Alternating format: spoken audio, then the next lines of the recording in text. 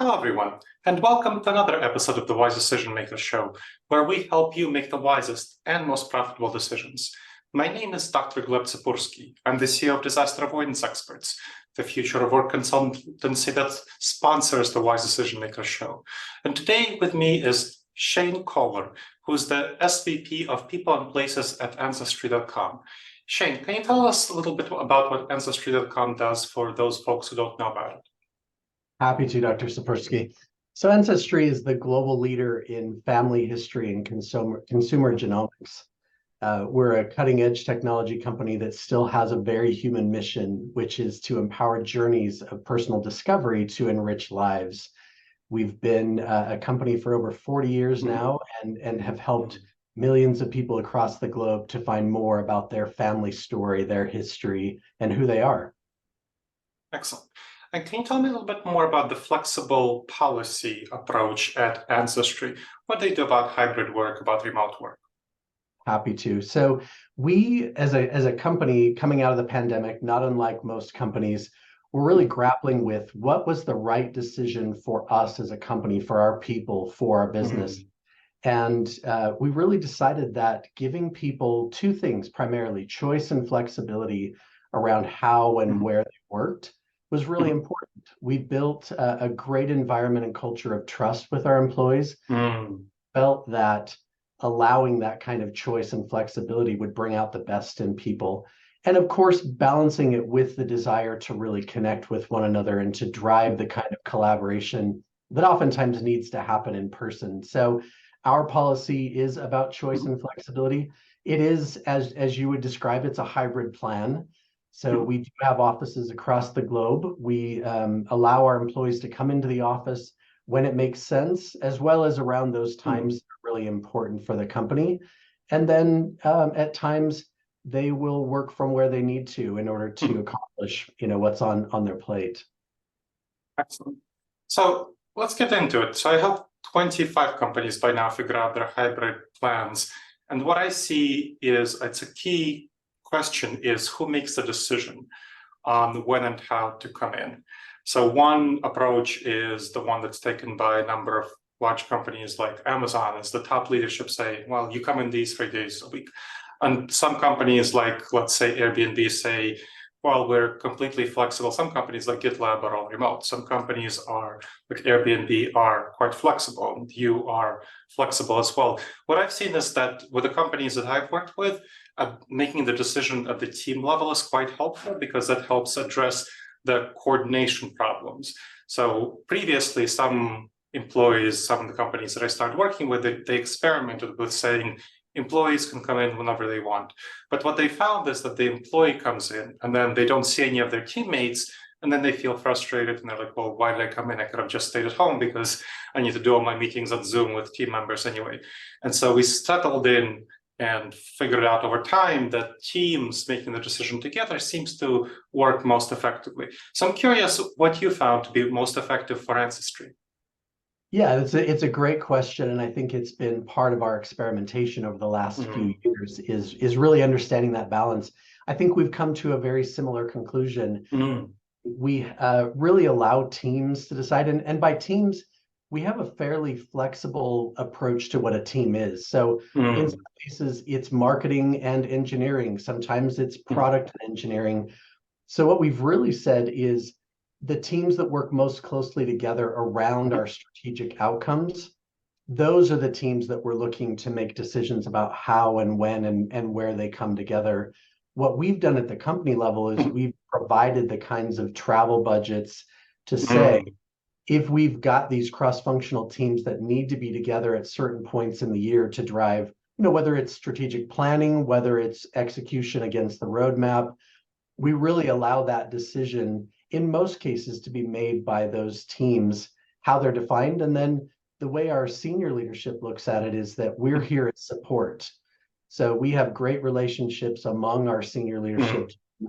And as we cascade the strategy down to our teams, we're looking for them to say, this is a key moment for us. And we know that if we've got big releases coming up, we've got to back into those dates and then come together around those key dates. Okay, it's kind of release-based. That's interesting. And that's, of course, engineering. So what I've seen in other companies I've worked with is that the rank and file managers, when you're thinking about teams making the decision, they often have trouble with managing in that hybrid setting. They haven't been trained for it. They've spent most of their career in the office and they know how to succeed in the office. Many struggled somewhat managing people remotely during the first couple of years of the pandemic. And so there are a number of them who want to have people in the office because that's what they know how to do. A number of them don't have the training, don't have the know-how to lead people in that flexible manner.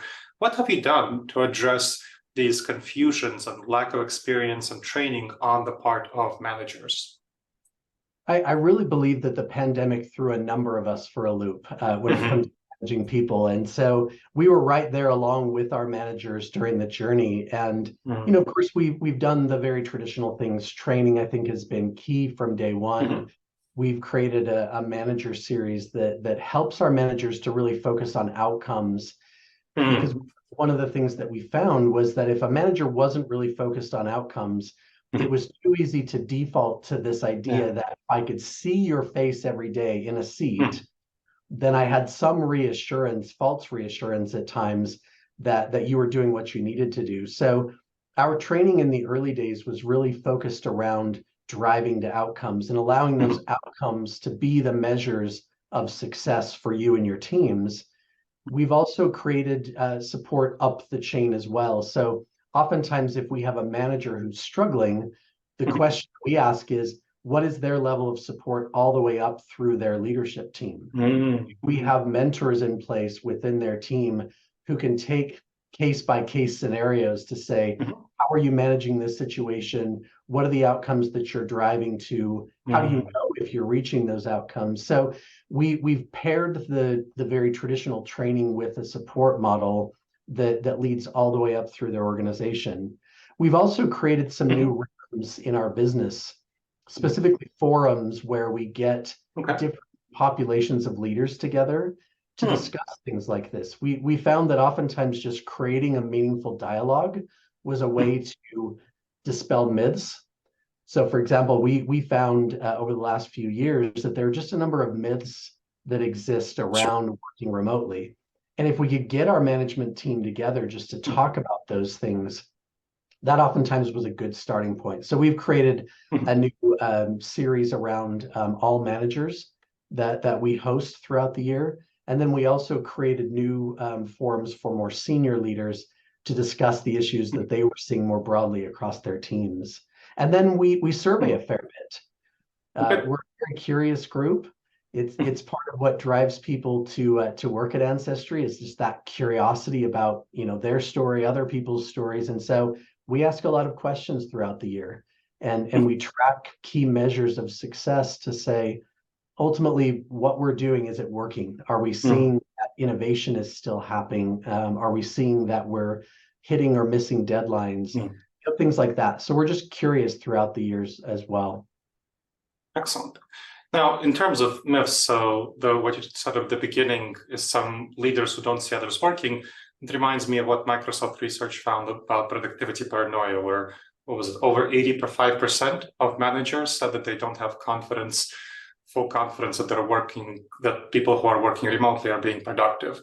Definitely a myth I've seen. Another myth I've seen, and you haven't talked about it, I'm curious what you're finding about it, is proximity bias. So I wrote an article about this for Harvard Business Review, about the tendency for people who are not there to be perceived as less valuable, important, contributing.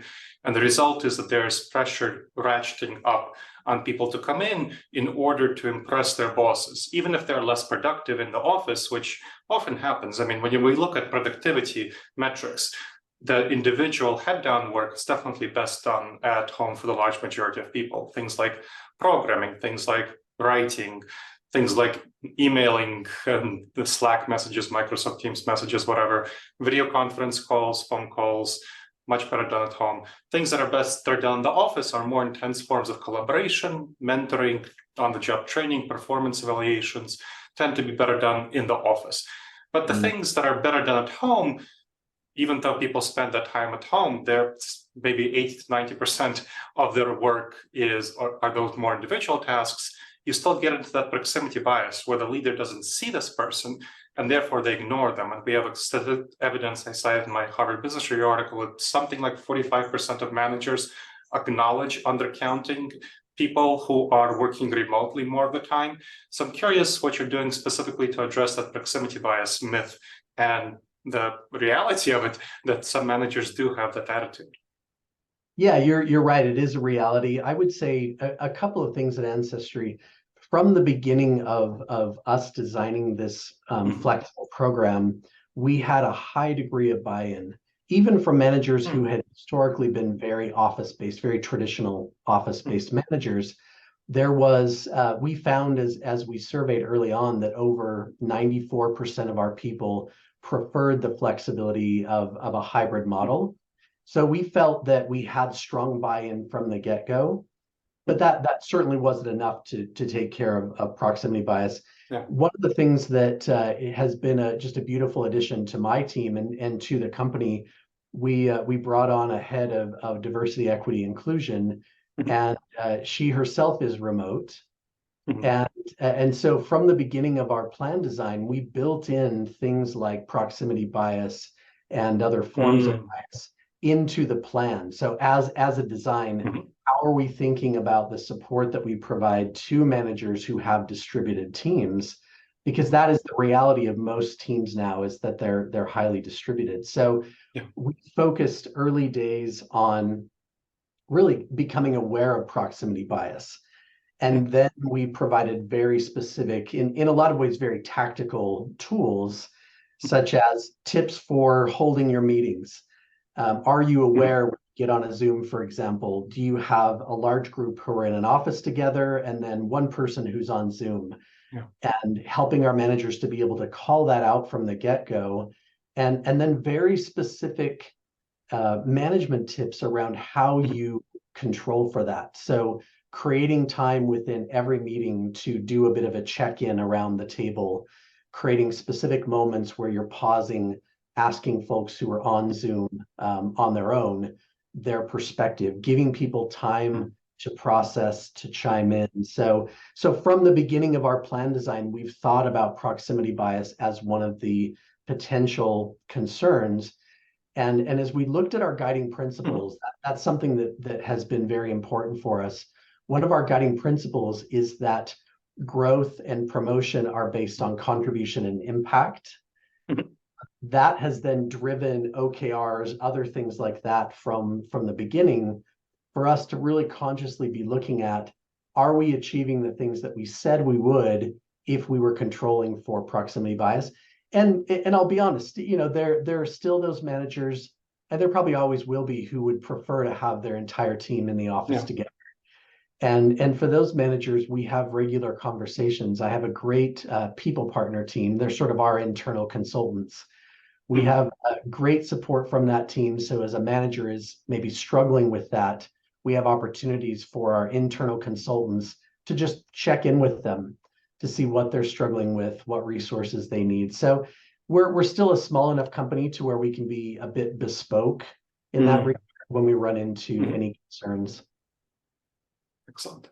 Now, you mentioned OKRs, so you use objectives and key results as a metric. And one of the things I find with OKRs is that they're really good at that quarterly level, but for the performance measurement to outcomes that are really important in a hybrid modality, it's kind of difficult to bring them into the more frequent performance evaluations that are needed if you're going to be measuring by outcomes. So an example, I'm curious what tactics you're using. I'll share a tactic that a number of my clients have found helpful, is to do weekly or bi-weekly, every 2 weeks, performance evaluations that connect to the broader OKRs. But what they do is every week at a performance, the good managers already have meetings with their subordinates every week or 2 weeks. And so what you do is you bring a performance evaluation element into it, where you set 3 to 5 goals tied to the broader OKRs, but for that 2-week period or that 1-week period. And then about a day before the next performance evaluation meeting, the subordinate sends a report on how they did on those 3 to 5 weekly goals, any problems they encountered, how they solved those problems, and then a self-evaluation. Then in the meeting, they discuss this, the supervisor approves or revises the performance evaluation, and they discuss maybe how to solve the problems better that the subordinate encountered, and they discuss and agree on 3 to 5 goals for the next week or 2 weeks. And so that all gets fed into a continuous promotion and evaluation system. And the benefit of this sort of tie-in on that weekly, bi-weekly level is that it provides a lot of psychological safety for the subordinate, knowing where they stand, not worrying about the proximity bias element because they know how they're being evaluated. It helps build a better relationship between the manager and the supervisee, and it helps them know where everything is in comparison to other members of the team. So that's a really helpful tool as an example to actually drive to outcomes on that really practical week-by-week level. So I'm curious, how are you tying those broader OKRs? What are you doing to help managers manage to outcomes on a pragmatic weekly level rather than, let's say, quarterly level? It's a great question, and the way that I would say I would describe it at Ancestry is that we have a relatively flexible approach. It tends to differ, or it tends to be customized based on the specific team. So engineering, oftentimes you've got your sprint cadence, you've got other daily check-ins and whatnot, and that's a bit easier for that team to really focus on what are the outcomes for that particular sprint. Outside of engineering and technical teams, we still have the notion of regular check-ins. And for some teams, that's happening briefly every day. Others, it's weekly. Others, it's less frequently. But what we've asked and the resources that we've provided to our managers around that is to really connect the broader, OKR level work that's happening to the individual tactics, the tasks that individual is working on. And you mentioned the notion of psychological safety. That's actually been a relatively large focus for us in this past year, because we recognize that one of the most important elements to a hybrid environment is a high level of trust. Yeah. And you don't build that trust unless you've got psychological safety as a foundation. So we've been putting a lot of effort into upskilling our managers around the more, what I would call relational side of check-ins. So we certainly ask them to check in on tasks, on OKRs, on the broader work, but we've also asked them to take time to really ask about how the employee is doing. Are they feeling like they're balancing work and home?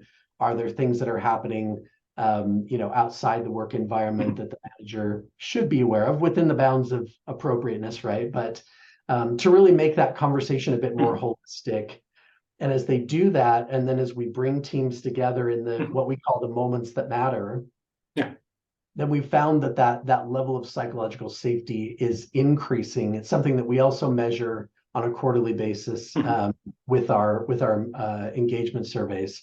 So we're looking to surround that relationship a bit more holistically. So performance is absolutely a key part of that, but as is the relationship. So that when they do come together, they feel like they're not always trying to catch up or start from scratch. Excellent. Well, this has been really helpful. As we finish up, what do you think will be the future of flexible work at Ancestry.com? I love that question. It feels as though we're in a constant experiment. I think over the years we've looked at the benefits of having that degree of flexibility, but also moments of connection. So if I were to speculate on the future, I would say that it's more flexibility, it's more connection. It's a really good balance between allowing people the choice and flexibility, but recognizing the relationship that we're trying to create and driving connection, collaboration in person when it matters and on a regular enough basis that people feel like we haven't lost the magic that is a part of our culture. So I would say more of what we're doing now and more moments to really connect around the things that matter. Excellent. Thank you, Shane. Really appreciate you sharing your expertise. Very helpful. Absolutely. And thank you for taking the time as well, Dr. Tsipursky. And thank you to the audience for checking out another episode of the Wise Decision Maker Show. Please make sure to subscribe wherever you checked out the show and leave a review. It really helps others discover the show and it helps us improve the show. All right, everyone. I look forward to seeing you in the next episode of the Wise Decision Maker Show. In the meantime, the wisest and most profitable decisions to you, my friends.